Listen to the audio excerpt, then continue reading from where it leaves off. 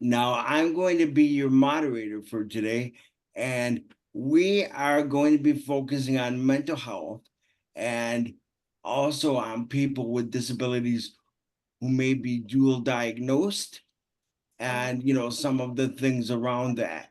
And we have a guest today that has expertise in mental health and peer supports. So we have then Maura you need to Kelley. stick with the DD. Wait,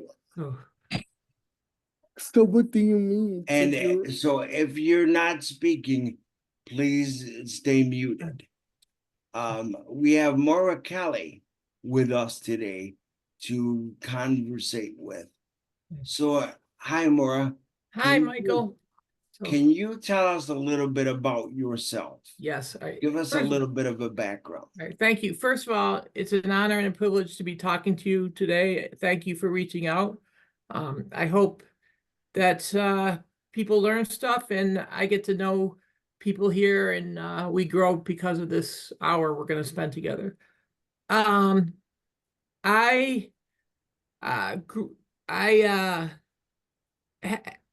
came into, I'm with the Western New York Independent Living. I've been here since 1995. I was hired because there was money to pay people who had serious mental illness, help other people with serious mental illness get out in the community. Before I was hired, I had gone to many institutions for the treatment of mental illness. I was homeless for a time. I was on disability. The Access VR at that time told me I was unemployable. And I came to the independent living, other people, there's two other people from the state hospital that are working. And I thought, well, if they're doing this, maybe I can do it. And I was blessed to the independent living movement because I met other people with disabilities. And the whole idea of including people with mental health disabilities in the independent living movement was totally new. The whole thinking about people with mental illnesses included in the disability movement was a second thought. Yet the people with disabilities refused to back down when the ADA was passed, and a lot of the senators said, no, we don't want to include mental illness because that's like voodoo and witchcraft and stuff. But the people with other disabilities said, no, these people are included. So without me even knowing it, people, all disabilities were fighting for my rights, and I didn't even know I had rights. So since then, I've been, working here for 29 years.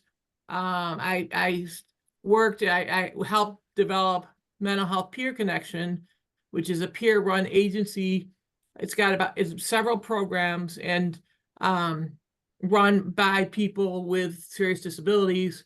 I was an administrator for a long time, and I didn't, at the end or later in my career, it wasn't enjoyable. And I started my career in advocacy, and there was a lot of issues and concerns about mental health rights.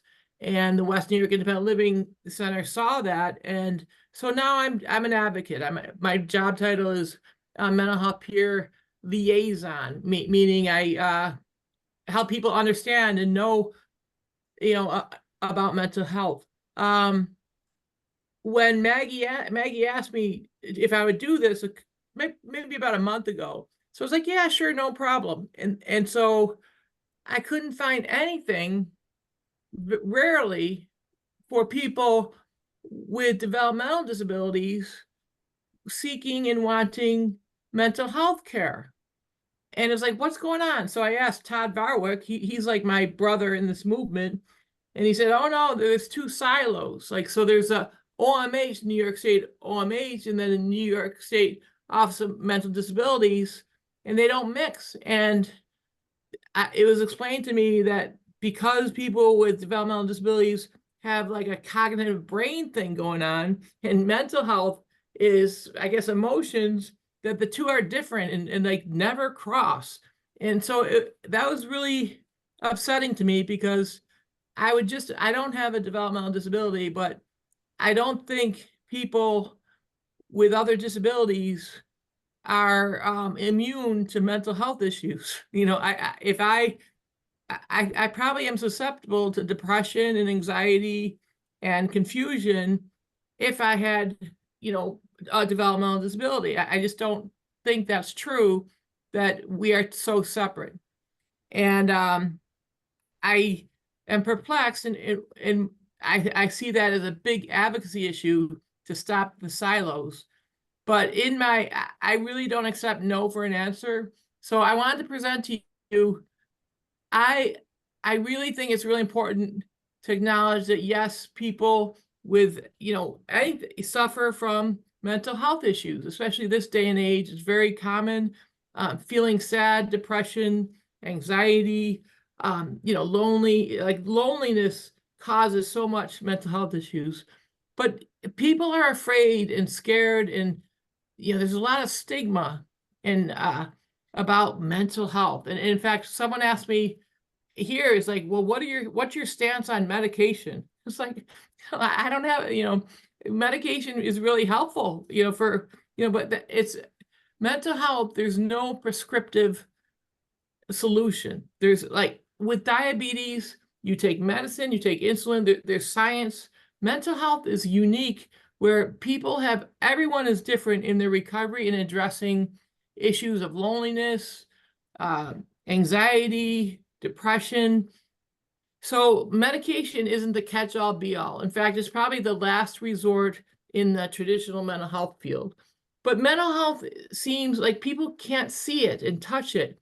And so there's a mystery about it. It's like, and then for some reason, there's big words like schizophrenia or like who knows what, like it's very scary. It seems like the professionals or the whoever makes these labels, it just makes more uncertainty. And I'm here to say, we all have mental health issues, and it's just part of life. So that's my intro to that, Mike. So Okay, well, yeah. thank you. That was great. All You right. know, Maura, you talked about some of the struggles, some of the challenges. And you know, in your work, what are some of the challenges for people with disabilities and mental health? You know, dealing with society, dealing with themselves and what they struggle with. Can Right. you talk a little bit about that? Yeah. So people can't see that I have a mental illness. Usually when they, you know, when they got 15 minutes with me, they understand. But I hear in a lot of rooms, people talk about loved ones that suffer from mental health issues. And it's not really nice. It's like, oh, I deal with my mentally ill person. And like, oh, you know, the attitude and the perception is very, very negative. So when you see the community, and then, oh, violence, we're like the idea that mental health and disabilities, they're violent people. That's such a, you know, or a shooter killed everyone and, you know, was a mental health, you know, had mental illness. It's like, oh, thanks a lot. You know, that really helps me in my community inclusion. Only 3% of people with mental health issues are violent. And most of us are victims of violence. And then you add that vulnerable people get taken advantage of. People with disabilities, all disabilities, get taken advantage of, and that causes mental health issues. People with disabilities and elderly suffer terribly with loneliness and isolation, and that causes depression. That causes wanting to stay in bed. And it's such it's really a natural thing to have more than one disability, and that could be mental health. And to keep it simple, if you guys know, you know, the Winnie the Pooh or the Charlie Brown cartoons, you know, Eeyore in Winnie the Pooh is usually like, oh, you know, slow. And there's a comic where Winnie the Pooh says, you know, what's wrong, Eeyore? He goes, oh, I don't know. And Winnie the Pooh says, what can I do? And Eeyore says, oh, nothing. So then Winnie the Pooh sits down with Eeyore. They're just sitting together. And Eeyore says, what are you doing? And Winnie the Pooh just says, oh, nothing. I'm just here. You know, that's as simple as that, instead of getting logic. And just because we have other disabilities, like I'm mostly deaf, it doesn't exclude us from mental health issues. And it makes having a mental illness is not good. It's not enjoyable. It's not fun, but there's resources other than the clinics. There's support, self-help, there's crisis respite centers, there's living room models, and there's, you know, transportation is issue for disabilities. Like, I can just get in my car and go. A lot of people have to, you know, schedule a van, schedule all this stuff. It's just not that simple. And people with disabilities other than mental health, it just compounds the barriers. Hence, we need to all be together. When I say we, all people with disabilities, families, the stronger we are, the more we can change our system. But the barriers, mainly of isolation, we need to be inclusive. And so that's what I see. I don't know if that answers your question, Michael, but Yeah, that kind of does. I have an ad lib question for you, yeah. Maura.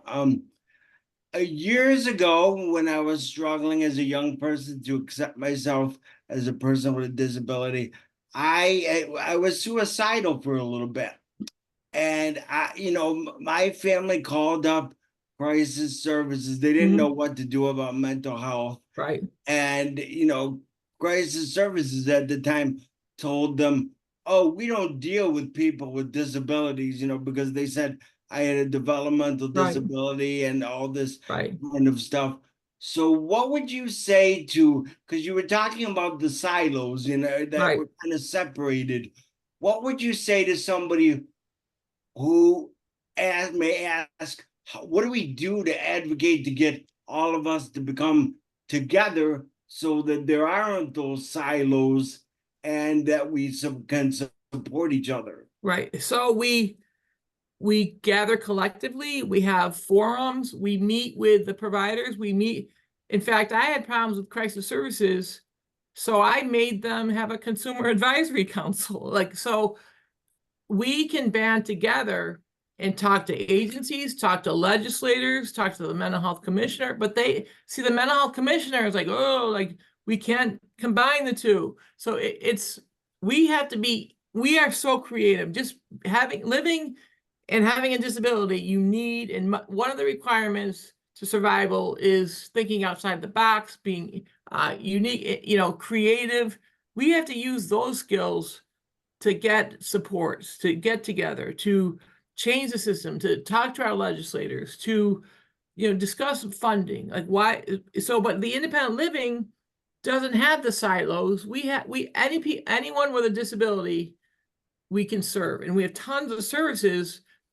And there needs to be more entities like that, but we need to change legislation. So money talks, money, and that's why they don't want to share the silos, because the mental health money is supposed to go for mental health, and the developmental disability, let's not share money. And then for some reason, Dr. Cummings, great guy, I've been in with, for some reason, he's like the gatekeeper. I don't know what his formal position is, but it seems like Dr. Cummings in our community in Erie County is very influential and powerful, or makes a decision whether people can get both kinds of services. So we need to advocate. We need to make sure our families and our loved ones know the problem. We need to increase awareness, letter writing campaigns, and we need to get together. And isolation is our enemy. That's the problem. So, but like, just me getting here today, like, I don't even know you guys. Like, that's not good.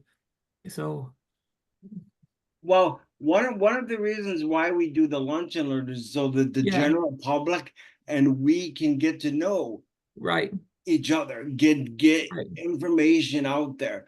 Because one thing about Arise is a community, or committee that gets together, and we focus on inclusion. We focus on access. And so we decided to do these lunch and learns and live stream them so this information can get out to people so they Right. know the truth about what's going on. Right, right. And the truth is, mental health issues are more common than not. So most people suffer some mental health at one point in their lives. I happen to be someone that lives with it daily, and have a whole, journey recovery thing. But one thing is knowing about the Western New York independent living.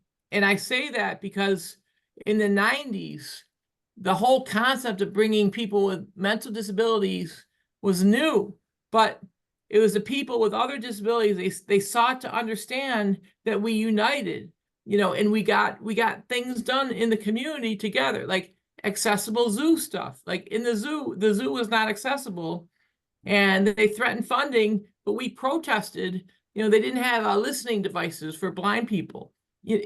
So yeah. So knowing about the West, like they have transportation, Medicaid assistance, benefits, and mental health care. Like people that define crisis the way they are can go to our renewal center, our living room model, and get support. And no one's going to say, oh, we don't deal with those disabilities. That's not how we function. So one of the things at this Lunch and Learn is know what the West New York Independent Living is, not because I'm an employee, but because it's changed my life and it's part of my recovery. And as a peer to peer, I'd like to share that with you. So yeah, if you could let us know, because I know you have some slides on a PowerPoint. right.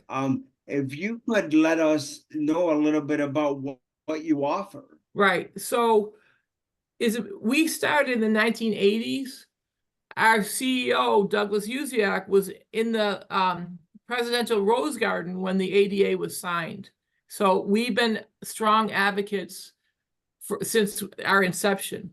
So we've been at 3108 Main Street since the 1980s too. We've grown a lot, but there's many programs. I'm just going to review, and all the programs are designed for community inclusion. That's the main theme throughout this. And because funding is different for everything, we just, make the funding work so we help more people. So our philosophy is empowerment, advocacy, education. So that's where we're at. So so these are all our agencies. We started with 5 people in the 1980s, and now we're in Niagara County, we're in Genesee County. We have a youth program. We have a radio reading service, which if you need assistance or want articles, a newspaper, and all these things read, and you'd better like up to date in books, this program is about volunteers, over 100 volunteers read things throughout the week on this radio. So that's a great program. And we have the Peer Connection, which is in Erie County, mental health peers helping other people with mental health issues. And that's what I wanted to bring that. And because we're part of the independent living, people with other disabilities is not a new thing for us. It's just part of who we are and who we, so coming here, we're very sensitive to that.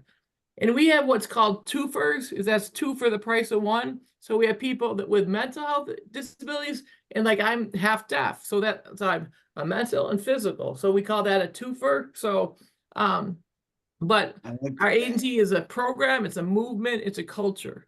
So, and then, so there's laws been passed that helped us be established, like the Rehab Act, that go into, so the independent living, the core services, the basic, what we do is peer relationships, advocacy, adding voice. Like this is how we got to change the systems and break down the silos, is advocacy, information and referral. This is what I'm doing. I'm sharing with you information, independent living skills, transitioning from institutions to the community, into more free, less restrained communities. We have a loan closet. If people need temporary durable medical equipment, we can do that. We have personal care aid programs that you see on TV, the commercials and everything. I'm not going to go into that, but you know, you can get services for assistance with no wrong door. So we have that. We have Medicaid assistance, helping people get on benefits. Taking control is where you control and decide who's going to care for you in your personal care aid systems. And then we have a veterans program. And then Open Doors helps people from nursing homes. And I know this is a lot. I'm just going to go. We have transportation. And then I want to focus on this mental health peer connection. So this is, so I taught Kevin Smith is the director of mental health peer connection. And I said, Kevin, I'm doing this presentation for Arise and there's silos. And he said, Maura, if you bring these people, if these people ask for help, we're going to find a way to help them. We're going to work the system. And that's what we do. We know enough to make it work, to fit it for our needs. And when I say our people, our community with disabilities. So we pride ourselves on employment. If you can show up, be on time and not steal, we can get you a job. So we provide like psychiatric rehabilitation, like helping people with their short-term goals. We have addiction programs, and yes, people with other disabilities have addiction problems. And we have Bridging the Gap, which is helping people transition from the psychiatric centers to the community. And one of the newest programs is our Renewal Center. So this is a great thing. So it's a crisis diversion, but here's the cinch thing. We don't define the crisis. The person coming in defines the crisis. So my crisis could be, you know, it hasn't sunshined in 3 days. That qualifies. If I say it's a crisis, it's a crisis. So if you say it's a crisis, it's a crisis. And we have transportation to get to this place. It's a living room model. There's a fireplace in there. There's couches. There's room. Like, it's not medical. There's no medical equipment. We do have nurses to check vitals and stuff, like to do medical stuff, but it's a relaxed. It's like coming in the back porch and having a cup of coffee and just sitting and chatting. It takes away loneliness. And the idea that someone is going through this too, and I'm not alone, I think is the most powerful thing. And the Renewal Center, the peers are trained and certified, and the hours are every day of the year, except when there's a travel ban, but it's 12 to 12 every day. And I've used it, and I was part of establishing it. And it's sort of neat that I established something that I now use. That's the peer philosophy, totally. But this is open to anyone, and all you gotta do is say, "Yep, I'm in a crisis." What that could be, you let your cat out, or you drop the glass of water. It could be anything, and it could be life or death, and it could be, you know, I want to hurt myself, or like Mike, you were saying when we're younger, your family could call us up and say, "Hey, you know, can you talk to Mike?" And like he's having a hard time, crisis, you know, and you would be welcome. The door is open. If you just want to, like, if you don't have anything to do on a Saturday and you just kicking around, this isn't the place. But if you need to talk, if you want services, this helps. It really does. I'm living proof that this helps. So you can call here. And then it's connected to the Kristen Vincent Rehab Center. If you need to, they have beds where you can just sleep and stay and just have a peer around 24/7. So that's awesome. There's a job club, you know, because people don't think we can work. So like they told me, "Hey, you're unemployable. We're not going to help you." You know, and I started and ran a multi-million-dollar, and I was homeless. I'm one of those people that you don't put eye-to-eye contact with on the street. But here I am today. And Kevin was institutionalized several times, you know, and he's running the agency. You know, that's who we are. We're out front about our disabilities, but we do, like, that's taking the stigma away. So we have job clubs. And if you have more disabilities, hey, come on, we'll take that challenge on. And then we have so addiction. If you have urges or feel like you have issues with substances, alcohol, drugs, whatever, or our family member does, you can call up here and get support. There's some self-help support groups. There's support there. You know, anything to do with addiction. It could be gambling, you know, smoking. You know, we started this program. The whole big opioid epidemic is going on, but you don't have to be a street living under the bridge drug addict to get help. You know, and Now, I that's want to stop you for a minute, Maura, and yeah, ask you. We see on the slides that it talks about peer.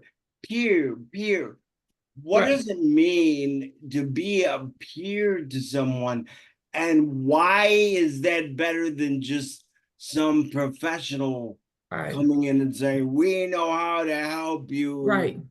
So I'll speak about me. So I am blessed because I know what's out there. So a couple years ago, I just was at the end of my rope. So I checked myself in a hospital in Brylin, and that's when I sort of we got charged, and I needed the doctors, I needed the clinical, I needed the mechanics, and to say, hey, help me.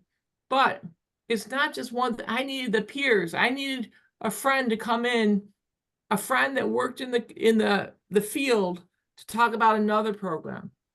So and then when I got out of the hospital, I needed peer support. It was like, oh, you two went through it. So the peer says, you're not alone. I've been there. And the most important thing about a peer is that they give me hope. They share. It's like, you too? Yes. So and the therapeutic value of being able to help someone else in your own experience. So for me, it's a combination of all these supports, peer support. Um, you know, I guess since I don't have a developmental disability, I qualify for the clinicians, but there's groups, there's self-help. I use all that, music, journaling, like all these tools. And peers have shared with me and told me this is what I do. And peers give me experience you know, like, you know how on with a website you get all the tomatoes for good restaurants, you know, like, oh, Yeah, it's got 5 stars. Peers can do 5 stars for self-help groups, for agencies, for, you know, how to work the system, you know, for access VR. Peers help get you the 5 stars or the reviews, and you know, this helped me, or this was a good dessert, you know, like that's peers. Like, we're in it together. So does that answer, Michael? Yeah, because a lot of people don't necessarily understand what a peer is and the benefits of getting Right, information from somebody that is going through what you're right. going through, figuring it out, talking to somebody who has already figured it out, Yes, right? So I just wanted you from a mental health right. perspective to say So what a peer I was. want to do a disclaimer, because the mental health peer has become a peer profession. So people are trained to be these peers, but they have lived experience. That's the key thing. So what I found is, yes, there's a need for these paid certified peers, but what I find is the core is in self-help groups where people share on an equal basis. It's a genuine peer, authentic peer without any, it's just some peers that work at certain agencies say, oh, I can't talk about that. Like, they're limited, and they're, you know, in self-help groups, when everyone's an equal, when everyone shares the same thing to get power, get recovery, there's no disclaimers. It's authenticity all around. But the profession, it's grown so much that there are limitations to that. But a plus is the peers that are paid professionals, they have ethics that they must stand by, and there's more safety around that. So, but Oh, peers are that's good. genuinely sharing of themselves in an effort to help someone else. That's good. That's good. Yeah. That's So good. Oh, you can continue on a little bit with your PowerPoint. I Okay. just wanted to stop you there for a Yeah, minute to hone in on that. and jobs are key, so that's really important. And the addict to addict. So that's main. So then we go on to other, but that's mainly mental health peer connection. And Very then we have good, other very good. programs, that fall prevention. We have directed sort of like clinical case management services.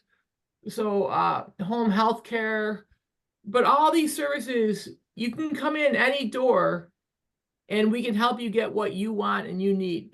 And the idea of person-centered is we don't have a script for, oh, you're this, so you get 1, 2, and 3. It's like, what do you want? What are your goals? What do you need? It's specific. It'd be for Michael Rogers, not for all the Michael Rogers. It's just for, and that's what's the key about the independent living.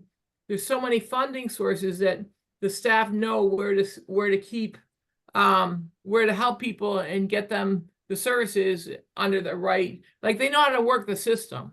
So, and then, Usually we wait for questions till yeah, about 15 minutes, but we have somebody with their hand up, so I'm going to go okay, a little bit off the cuff today. great, thanks, Michael. Hannah, go ahead, Hannah. All right. So, first of all, I love your presentation, Maura. It's amazing. I know with our recent staffing crisis that is going on currently in New York Yes. State, have you gotten calls from people about saying, "Oh, I don't have enough staff. Can you help me get more staff?" Have you actually gotten some of those calls? Well, so we are suffering. So they don't call us because we're trying to find, there's competition there, so we are so short staffed. Our agency as a whole is there's a staffing shortage. Mm-hmm. And we deal with that. It is an issue, hence more reason for self-help support groups, versus there's a lot of staff turnover, pay is not good. But when you're in a self-help group, you're there for yourself, and it's just part of your recovery. It's like medicine, you just do it and there isn't the turnover. So yes, it's a huge issue. In fact, I get services at like the clinical services at a that has unions, and a good packet, they pay people very well and there's less turnover. So I've chosen to get clinical services based on I've looked at the turnover, because I don't want to have services and then change. So yeah, that's an issue, Hannah. All right. Thank you, Maura. All right. Maura, you're showing there about voting. Yes. Why, before you go over the slide, why is that important when it comes to mental health services? Why is voting important? Okay, so we were instrumental of getting people in the state psychiatric center that are locked in to go out and vote. That's how important it is. So voting is our voice. And it's not just mental health, it's people with all disabilities, because the bottom line is money talks. Well, we usually don't have much money, but you know what else talks is votes. So the very wealthy person's vote is equal to my vote. So the vote brings very powerful a voice. And the more voices, the more votes, the more power. And it's the politicians and the laws that, like the ADA, change for our community inclusion. So the vote is key. And I do this. I teach a civics class, and we're looking for students to learn how government works, to learn how we ask for help to change laws and to get salary increases so there's not turnover. And then we just went to Albany a couple of weeks ago, and the class went, so a member of the class went, and they knew what they were talking about. The politicians were saying, oh, that's got to go to the school board. So the vote is our voice. And the more votes we have, the bigger we're voting block and the more power we have in saying, because these politicians usually want to keep their jobs. So that's why it's Alright. important. Maura, we have Ralph that wants to ask some Okay. things and share something. Hi, Ralph. Yeah, I'm unmuting and I'll take off my camera here. I'll put on Right. my camera. Oh, wait, here we go. Sorry. Okay, there I am. Yeah, I usually like to show my face, I guess, when I'm all these things. I'm trying to get other work done at the same time and I have direct support staff to help me. I am somebody that gets self-directed services with the home and community-based waiver. Mhm. I have professional education training work in clinical areas and research and et cetera earlier in my life.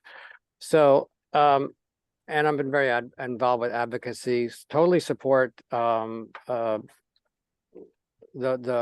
what you're saying about the integration and need to sort of collaborate across people with disabilities for all these funding streams, et cetera.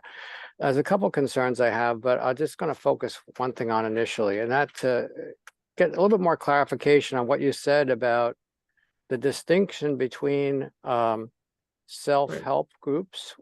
Yes. So strongly support that. Obviously, that's central to the independent living center movement. I guess I will say real quick that I am somebody that is on the autism spectrum, high functioning, have other related medical / neurological problems that go along with that, and also clinical depression. So, it's a mixed bag. It is that way for most of us, for not maybe not most, many of us with IDD. In my experience, a lot of the challenges in the past 6 or so years have been around things like struggles with Department of Social Services, Medicaid recertification, food stamps, very practical things like that. The need for legal supports to help me with, quite frankly, an abusive situation from other family members that needs to be addressed. There are many things in my experience that I could not do without paid staff that are working for me. And in our self-directed model, that's what happens. Right. My concern is that I think you might have addressed this. So my question is about what concerns do you have about the managed care context for peer support, paid professionals and peer support? Because I feel like in that context, they don't always stand up for us and what we need. Right. So I'd like you to address that. Well, I agree with you. So that was one of the reasons why I stepped down from being the director of Mental Health Peer Connection, because I was losing the authenticity that I began with in getting peer support in the 90s. And it's been very hard to understand, but what I see, what I've come around, because I was like a dinosaur saying, oh, it's not, change, but we as a peer movement are more inclusive and are helping more people. So if you think about being a peer and sharing of yourself, it's draining.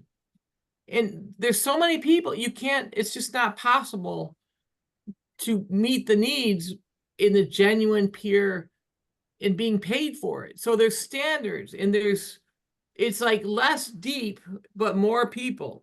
So the authenticity, people are bound by policies and procedures, by ethics, by,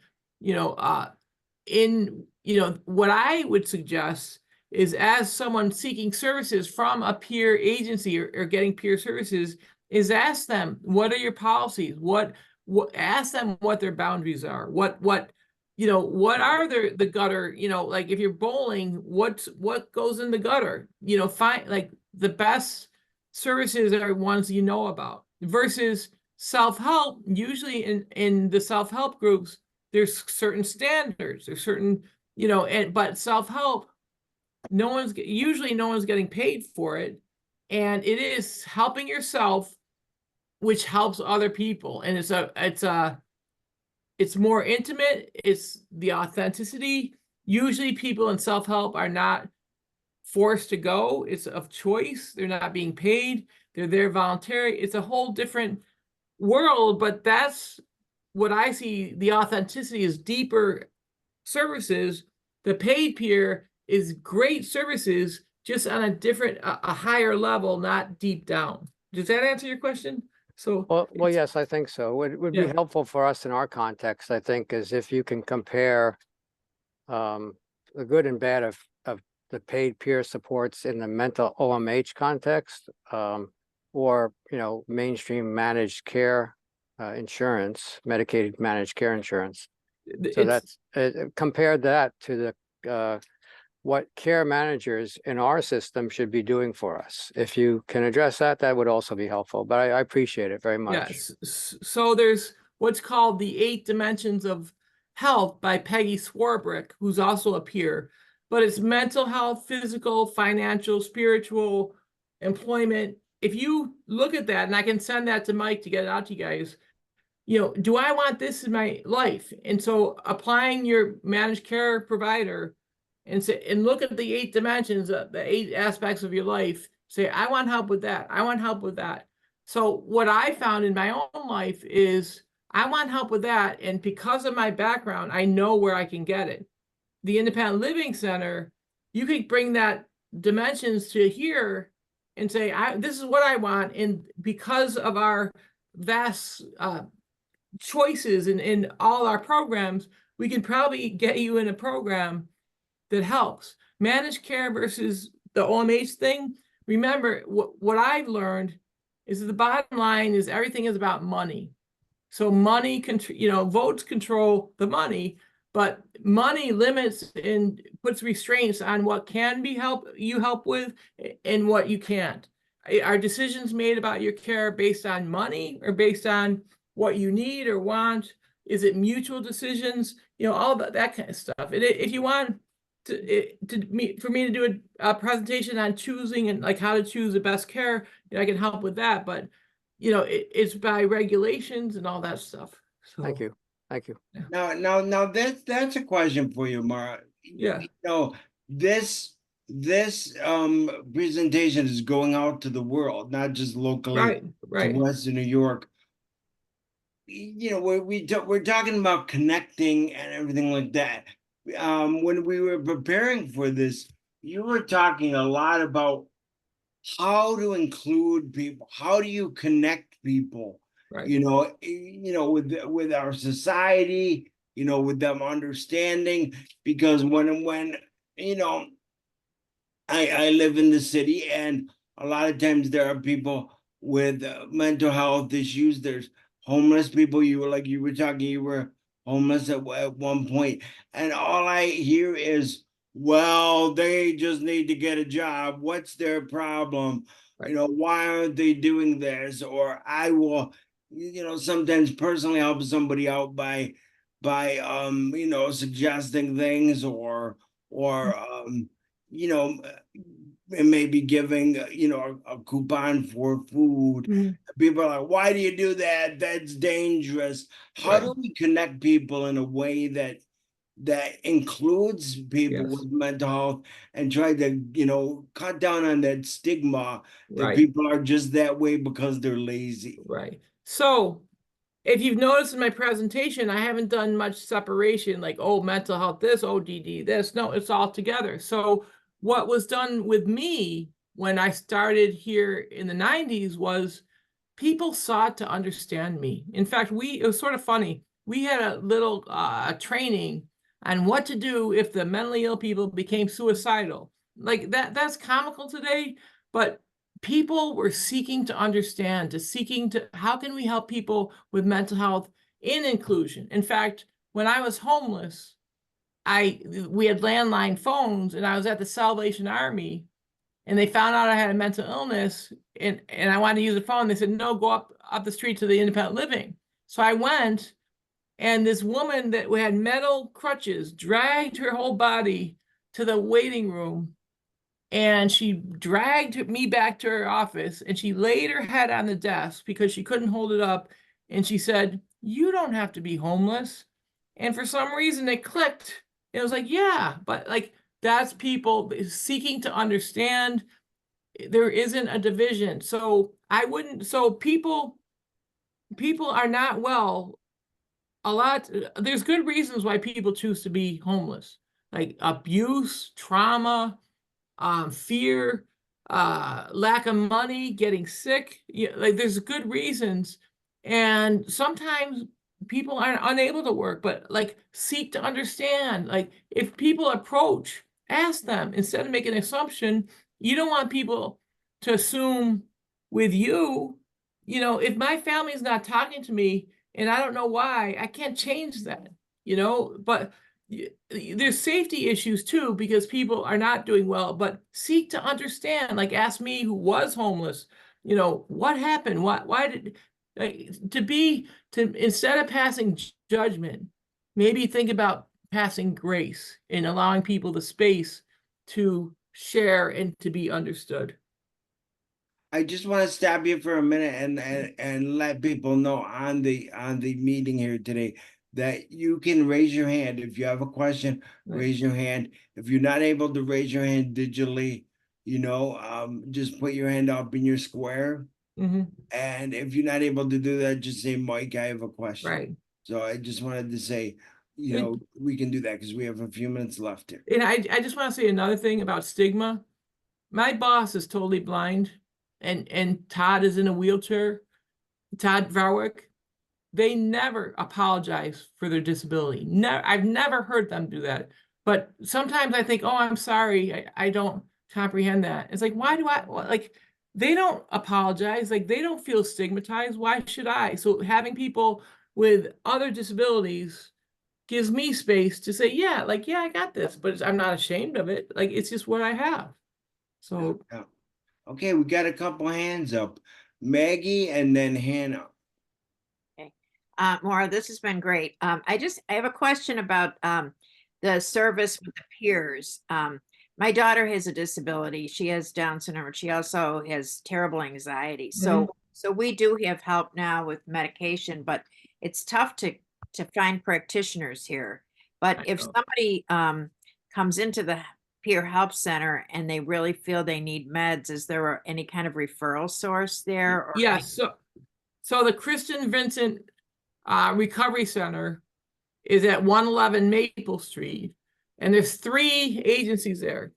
There's Spectrum Human Services, and then there's Recovery Options, and then Renewal Center, which is us. Please know, there is no way you can go somewhere and just get medication that day. It's a process. You have to be, an appointment has to be made. You have to be assessed. You have to see a clinician first, and then they make the recommendation to the doctor. It's not an easy process, and people get really upset, and understandably that it's not. But so you can't just go and get medication. There's a process to get that. So does that answer your question, Maggie? It does. So that if you go there, at least you can get referred. Yes, but any clinic you can do that. You can, they all say, we can serve you within 24 hours. Yes, they'll take the information and they'll give you an appointment, but you're not going to get treatment within 24 hours. You're going to get in the system. So in my experience, at least in Western New York. So I would agree. Thank you. Yeah, you're welcome. So all right, we have Hannah. Yeah, my godmother used to work at a psychiatric center. She used to work at the Buffalo one. And I give her a lot of credit for handling those types of people, but also I'm also afraid that sometimes like people with disabilities might end up there because sometimes people or the staff can't handle them. Right. Have you heard if any of them have ever, like actually been to the psychiatric center? Yes. So I luckily have not been there. Kathy Lynch, she just was inducted in the Disability Hall of Fame. She spent many years there. My biggest fear is the loss of freedom. And my fear is being in an institution, a long-term institution like Buffalo Psychiatric Center. The hospitals are for people that need and are unable to stay safe themselves. I think there's a great purpose for them. When I went to the hospital a couple of years ago, when I went to bed at night, the first night I thought, I'm safe. Like, I know I'm going to wake up in the morning, because I knew how messed up I was. So I think hospitals, there's a need for them, but there's so much that can happen and you can get help before you have to go to a hospital. And that's my concern right now, is everyone's making hospital beds, but just what we're talking about, getting medicine. I mean, to get help before you end up in the hospital is probably a lot better, but all the money is going to the hospital beds and the psychiatrists, but we need community supports so we don't end up in the hospital. And it's really hard, whether you have developmental disabilities or any other disabilities and mental health, getting a appointment. And it's very, very difficult to get services because of the staffing shortages, the high need, all that. But the state psychiatric center are for people that are not safe either to themselves or others. And they have to take measures, sometimes not agreeable or not, to keep people safe. And sometimes that can be taken way overboard. Like staff people have a lot of power. Like they have the power to allow me to take a shower or not. Like they have a lot of power in those situations, and that can be good or bad. And more reason for us to advocate for our brothers and sisters. So there are some things we want to cover, but we have a few minutes left, like 5 minutes left. Is there any closing thought that you have that you want to impart to people today, Maura? So I hope you leave here with more optimism, and that there's help, there's services available for you and me that do not consist of being siloed. And the services are available in a peer way, and the peer services can lead to other services you may need. So what I want to stress is, and I thought about this, if people in this call would like to start some kind of Zoom self-help group for people with mental health issues and physical health issues, I would be more than willing to help assist people in getting that going and started. So like that's there. So being with mental health issues, there is such creativity in ideas and ways to address this. And so please look at the glass half full and not half empty. Please do that, because there's so much. There's writing groups, there's art, there's like so many things out there. And so if you need more assistance in doing that, come to our center or call our center. We are about a community living. We'll do anything to keep people out of institutions and help people enjoy their life more out in the community. So, well, we're gonna share your information that in the chat as an attachment, and so that people can get in touch with you. I wanted to also say that Arise Western New York, although we're a local group, we do focus on really pushing and organizing people to come together to and deal with issues that affect people with disabilities. Like the staffing crisis is one that we want to work on in the currently. We helped in getting a satellite office for the Office for People with Developmental Disabilities in the Buffalo area.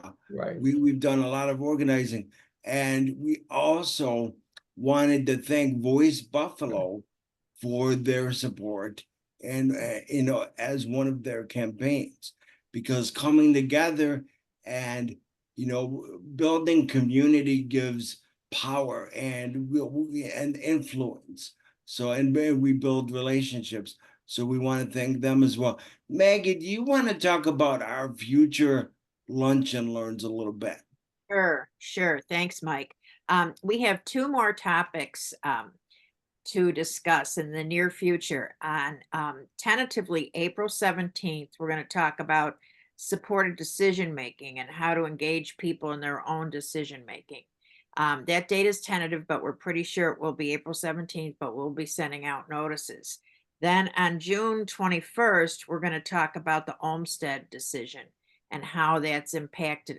They're celebrating the anniversary, the 25th anniversary. So we're going to take advantage of that and talk about how the Olmsted decision impacts people with developmental disabilities.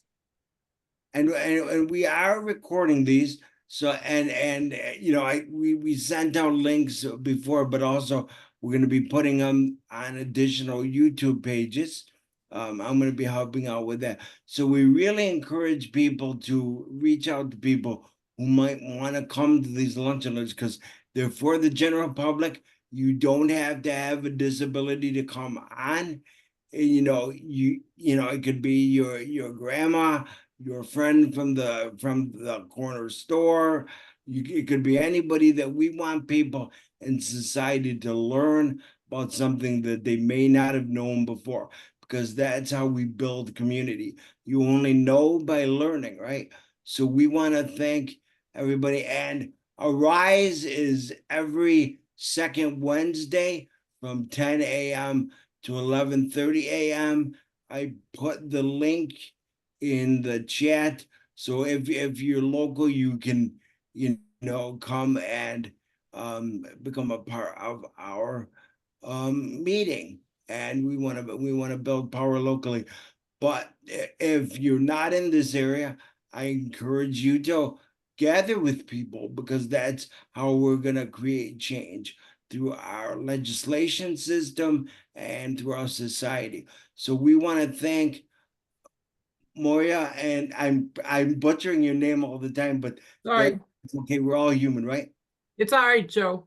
So, But we want to thank you for coming on, and all of you. We want to see you back for our future lunch and learns. So thank you very much for coming on today. I'm Mike Rogers for Arise. Thanks, Maura.